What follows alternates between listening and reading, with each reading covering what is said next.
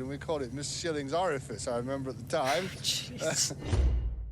Oliver Sherman too says every country had their iconic fighter planes in the war, and the Spitfire was ours. I'm actually realizing that I don't know what the American what was the American like iconic plane in World War II. I love this footage of the Spitfire right here. I definitely understand. It's just like all the colors, they look really good together, and the shape of the plane is nice too. It's also crazy looking at the propeller from the cockpit.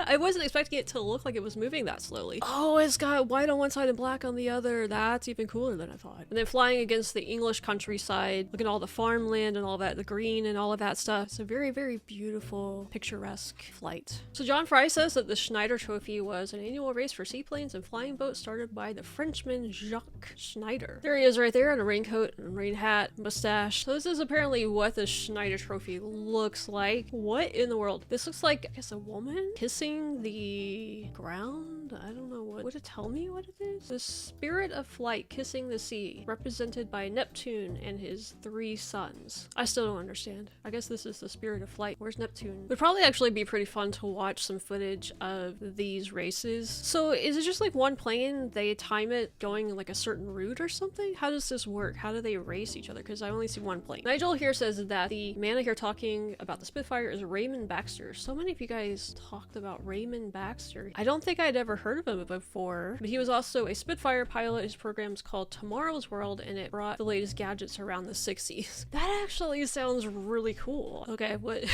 I don't think you're supposed to drill with your hands like that. This is about some drill in the 60s. Is that just like a normal jackhammer? Is that a novel thing in the 60s? Paul Moore says that the flying boats and seaplanes had the advantage that they did not need airfields. This was important in many parts of the empire where there were no prepared runways, and it was rarely a problem finding a stretch of open water either in a lake or sheltered bay. Someone else mentioned that it was like a trend in the 20s and 30s to make seaplanes too, so that was part of it. Mark Williamson says there are 12 fighters in a squadron divided into 2 flights, A and B. Someone else down here also commented, yeah, Steve the Duck says that 12 to 16 aircraft in fighter squadrons was the ideal. So here's a picture of a squadron, element 62nd Fighter Squadron.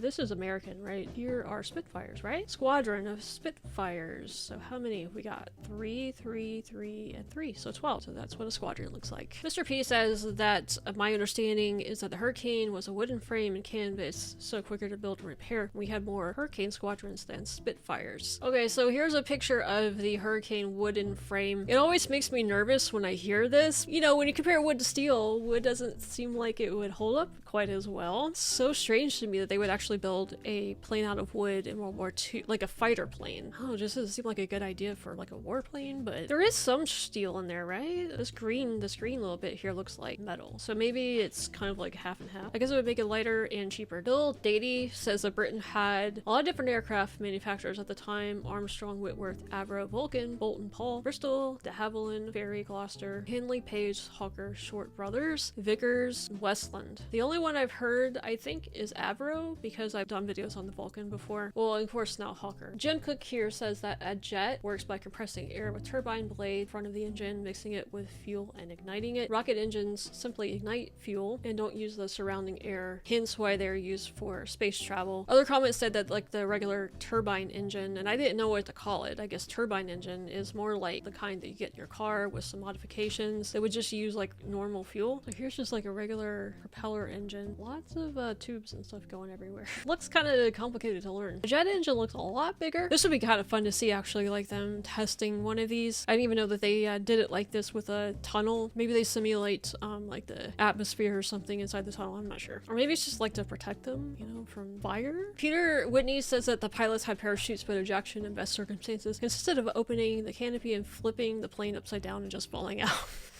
Steve Duggan says the difference between the Spitfire and the Hurricane was that the Spitfire went after fighters and the Hurricanes went after bombers. You guys said that even though the Spitfire is more iconic, the Hurricanes actually got more kills. Dark Divide Gaming says that the engines of World War II max speed was 300 to 400 miles per hour and the jets were 500. They have jets in World War II? I feel like that was after, right? World War II was the first war in which jet aircraft participated in combat, with examples being used on both sides of the conflict during the latter stages of of the war. Really? Oh, wasn't the German, is it the V2 bomber? That was a jet, right? Gloucester Meteor was the first jet aircraft in Britain for the Allies. That would be really interesting to look into, actually, the development of the jets during this time. Going from like the propeller planes to jets must have been like a huge transition in wartime aviation, especially. So they take the pilots that were, you know, flying the propeller planes and train them in the jets. All right, appreciate you guys answering my questions. I learned a lot from your comments. Sorry I couldn't get to all of them, but you know. So we're gonna watch part 2 of this video. We left off where Supermarine had to start building these planes en masse. They didn't really have the infrastructure for it, so we're gonna find out how they were able to pull it off. They had never tackled more than 25 aircraft at once. They were craftsmen, skilled in making seaplanes and flying boats, not mass-produced fighters of revolutionary design. Well, I remember in 1938, the foreman came along and said, "You chaps will all be working like hell in the near future." This was at what turned out to be the time of the Munich crisis. And that was our first indication, really, that things were going to be really tough. They had a building problem because of the elliptical wing. It's much more difficult to build than straight wings, obviously. The aeroplane derived its main strength, as far as the wing was concerned, from the D-torsion leading edge. The leading edge here is formed of aluminium and the dimensions are critical. The wing at first was difficult to make.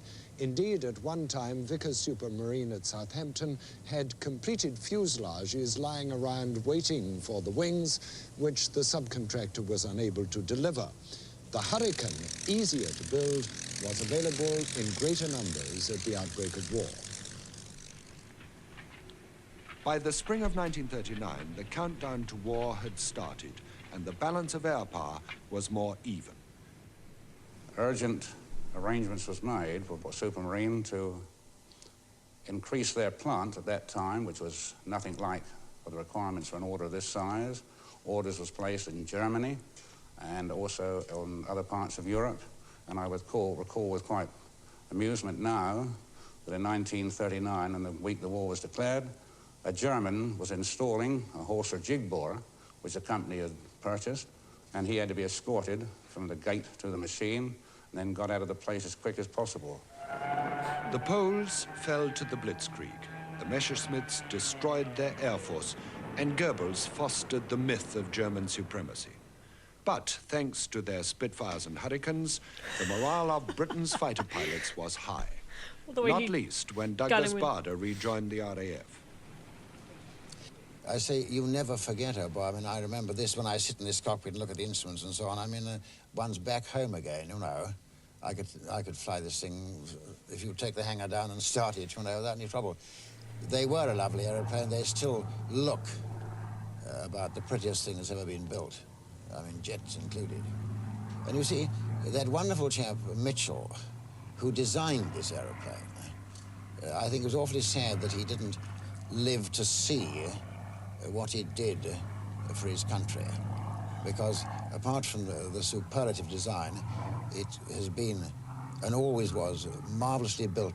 If you're always flying an aeroplane where not only bullets from the enemy are going to destroy you, but if you aren't careful, the wing will fold up, I think it makes a great deal of difference to morale, you know. The first dogfights between the Me-109 and the... What's he mean the wing will fold up? No. The first dogfights between the Me-109 and the Spitfire and Hurricane took place in the spring of 1940 over the Channel in France.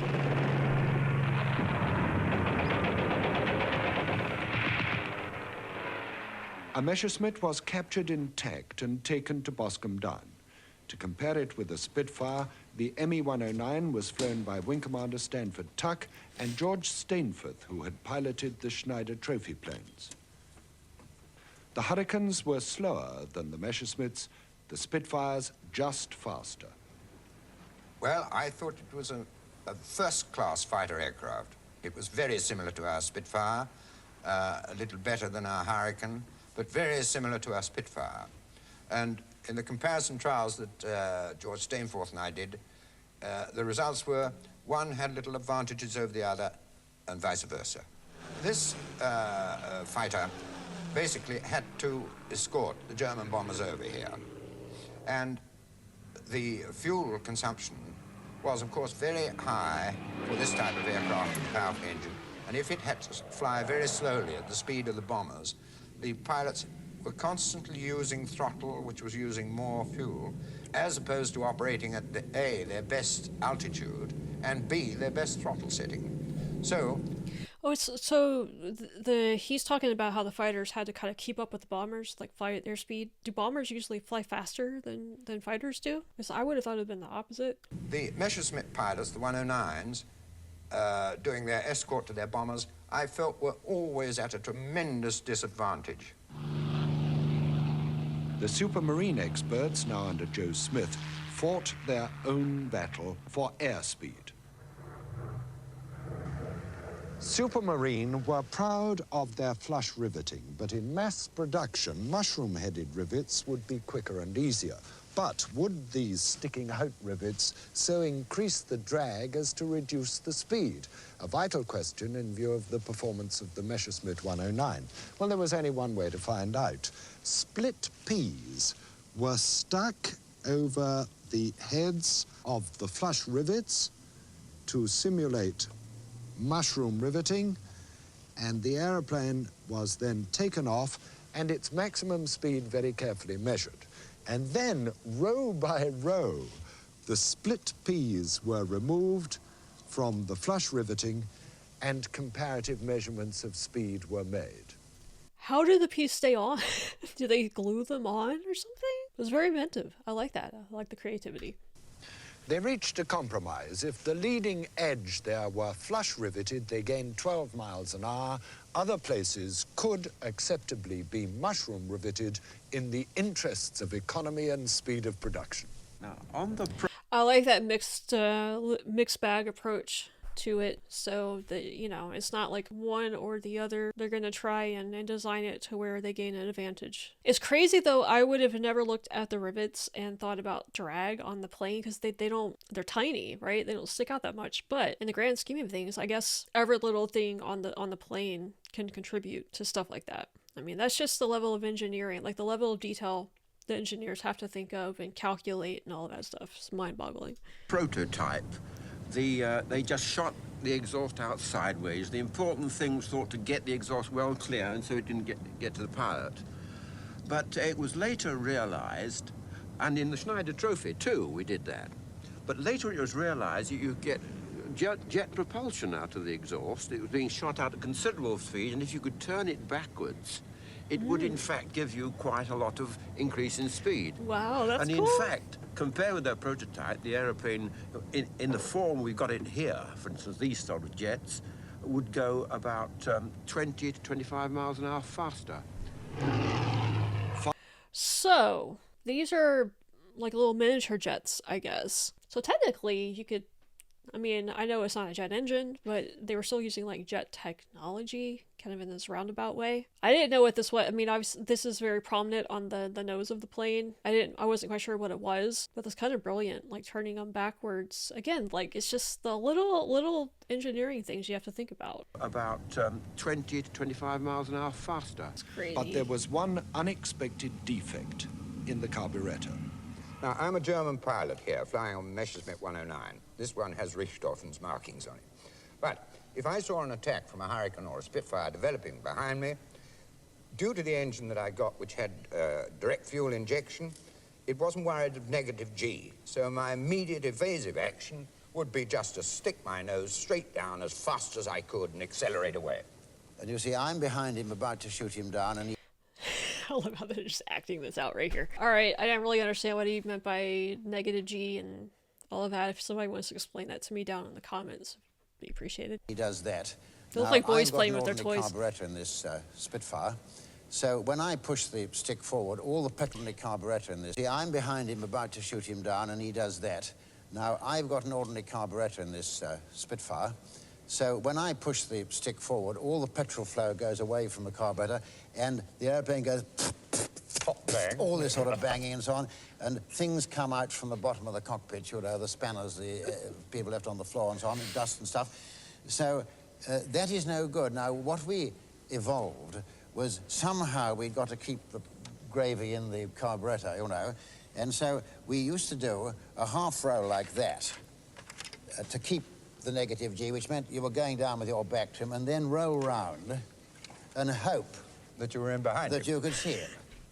Now, usually, of course, he was way apart, running like a lamplighter, you know, you couldn't get him. But we did discover, and Bob will show us that if you saw him and stayed behind him, although you weren't anywhere near him, that he pulled out of the dive rather early. And then Like acting you it could out. do that across him, get behind him again. Cut the corner, in and other do words. it. This was the point. The reason was that a very famous German pilot had pulled the wings off a 109, pulling out for speed or pulling out too hard. And we reckoned that this had gone round the German Air Force. And they'd been told to be pretty sort of porky with pulling the lever back, you know, when they were going very fast. And it made a tremendous difference, although our maneuver looks complicated. I mean, Bob will agree with me, actually after a bit you got frightfully good at it, you know, so that you could nip around, and he was still there, but a bit further away. When the pilot turned into a dive, I love these guys explaining this. This is hilarious. I mean, it's informative if you know what they're talking about. Unfortunately, I don't really understand most of what they're saying. So again, if you want to explain it to me down in the comments. to follow the Messerschmitt or a bunt. There, but a bit further away. When the pilot turned into a dive to follow the Messerschmitt, or a bunt if you like, the fuel was thrown to the top of the carburetor and the engine momentarily was starved of fuel and cut, power cut. And this was a disadvantage. By the time the thing had recovered, the Messerschmitt had gone. And this was cured initially in a very simple way by a famous lady engineer from the Royal Aircraft Establishment, Miss Schilling, and she put a small thing about the size of a penny with a hole through it, and we called it Miss Schilling's orifice, I remember at the time. And this was a partial cure. Subsequently, the thing was cured completely by a development here of Cyril Lovesey's into a new carburetor called the diaphragm carburetor. In the fighter-to-fighter duels, the Spitfire and Hurricane drew on one more asset. They could both outturn the Messerschmitt. You see, in the Spitfire, all I do, and I got a 109 behind me, was simply to do a steep turn like that, and he can't get inside me to shoot. Now, Bob, you get hold of both of them and explain it, will you? Well, now, I'm the Messerschmitt here, coming down, and I'm attacking the Spitfire. Now, the Spitfire has a remarkably good rate of turn, better than the Messerschmitt. Now, as they're turning steeply, the Messerschmitt, to shoot at the Spitfire, has got to really aim there, ahead of the Spitfire, because it's turning fast, what we call a deflection shot. But the Messerschmitt can't turn as quickly as the Spitfire, so therefore, all his shots are going astern here. After the evacuation of Dunkirk, Goering realized that the RAF fighter force must be destroyed before Germany could invade Britain. But he underestimated the build-up of our fighter production. German fighters in France were now within range of London, and the Luftwaffe prepared for the last act of the Blitzkrieg drama. The Battle of Britain is reckoned to have lasted from the 1st of July 1940 until the end of October. The Luftwaffe's aim was the destruction of our will and ability to resist invasion. Okay.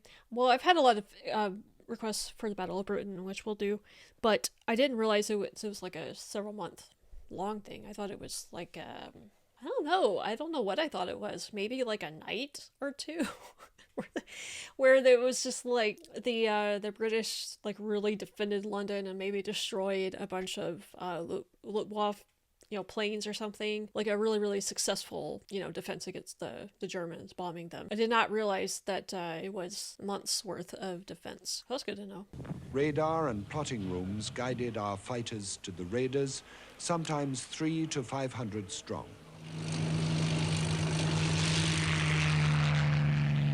The bombers flew at 20,000 feet. They were sitting ducks for fighters. But their escorting Me-109s could be lurking above, ready to dive out of the sun and bounce the British. There's no doubt that Goering could have set about the Battle of Britain a lot differently. I don't think he wasn't a professional airman like our Commander-in-Chief, Dowding. He didn't appreciate the importance of radar, which had the effect of multiplying our squadrons. And we had 14 radar stations from the Wash down to the Isle of Wight, only one of which was bombed during the whole of the Battle of Britain. Radar stations are really the eyes of fighter command.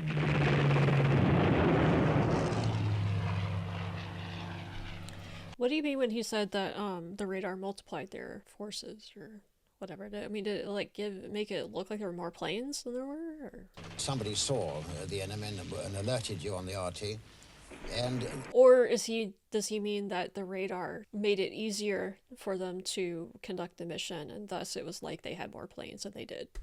Somebody saw the enemy and alerted you on the RT, and they seemed a long way away and quite small. Now, when you got a bit smarter, you didn't rush to overtake him because you found that the little dot, or the aeroplane, it suddenly came straight at you like that because you're going much too fast. You had no chance of shooting. You overshot. People like Bob Stanford Tuck had a bloody good judgment, you know, and one or two of the rest of us. And you didn't rush it. And the ideal way to shoot another airplane down is to be going at the same speed 200 yards behind him. In other words, you had maximum time, there was no hurry, and that was the secret, not to be in a hurry. Most of us, it was purely the aeroplane we wanted to get rid of. We didn't care a bit whether the chap inside he got out or whether he was killed. We disliked the iron crosses and the crooked sign of the swastika, and anyhow, who the hell were these chaps to come over into our sky and drop bombs on us, on our people? That was the feeling. There was no personal antipathy. I don't think one really thought about a pilot inside it. Now, if you're flying an aeroplane, you're very much on the ball, you're alert, and then you discover that the whole stream of bullets come in from the back of the cockpit, which actually happened to me once. Now, there's nothing you can do about it, but physically, you're doing something to get out of the way of this stream of stuff that's coming in behind you. So you're on the job, so to speak. Now, I don't believe you can be frightened and active at the same time, not in that particular context. And I suppose other people may have had a different sort of fears, you know, but I can't think of anyone who was frightened actually in the aeroplane flying along to the battle or seeing the battle about to start. It's only when something physical happens to you that you get this feeling, and I can only describe it as a hand clutching my heart, which, you know, like that. If that's fair, well, then I was frightened. The Spitfire was formidable, but not invincible. Most of the aircraft were provided by the factories and repair shops in the Southampton area, but soon reinforcements were on the way from Castle Bromwich near Birmingham. This gigantic shadow factory was built before the war by Nuffield to make aircraft. Today, it's the British Leyland plant. And in 1940, a Stanley Woodley came to Birmingham. The factory was, in fact, designed by the Nuffield organisation just to produce Spitfires. Although this factory was fully equipped and making parts, they'd never produced a Spitfire in the early days of 1940. And Beaverbrook, who was a tremendous power in those days, decided that he needed to have somebody with aircraft experience to produce some airplanes required very, very quickly. I was sitting in my office in Southampton one day. I had a phone call to say, pack a bag, we're going to Birmingham. And we walked in and took over the factory. Within 6 weeks, we'd produced 10 Spitfires. This wasn't because they weren't able to do it here. It's because we brought in the expertise, we knew how to take shortcuts. They were trying to produce aeroplanes, which we ultimately did here on motorcar lines, using mass production methods. That was no good in the early days of 1940. We really wanted some aeroplanes in a hell of a hurry, and we got them. The employees here were a complete mixed bag. We had lion tamers, we had variety artists, we had footballers, we had the lot. All of them did a hell of a job, and in the end, made a hell of a lot of Spitfire. Indeed, one period, we were doing 400 Spitfires a month. That was a lot of aeroplanes in 1940. Yeah. In 1940, all these people built Spitfires. We used to work those in those days 6 days a week. and it was and in the offices was Yeah. 8 No, or 6. Yeah. In fact, we all did those sort of hours. Well, and then we used to have to come back 3 nights a week on home guard duty. Yeah. And it And wasn't. there were people that worked 2 and 3 nights on the trot, let you break at all. We often called on to do a round, wasn't it? That was the day, the night, and the next day. Of course, it was a heck of a night shift when you changed over from days to nights. You did 7 in a Saturday morning till 12, and then you came on at 7 at night, and you did 28 nights straight off. It was a month of bout in those days. Yes, we had a lot of hours to put in, and not only the hours of the factory, we also turned out as a full regimental battalion, 52nd Battalion Home Guard. That's it.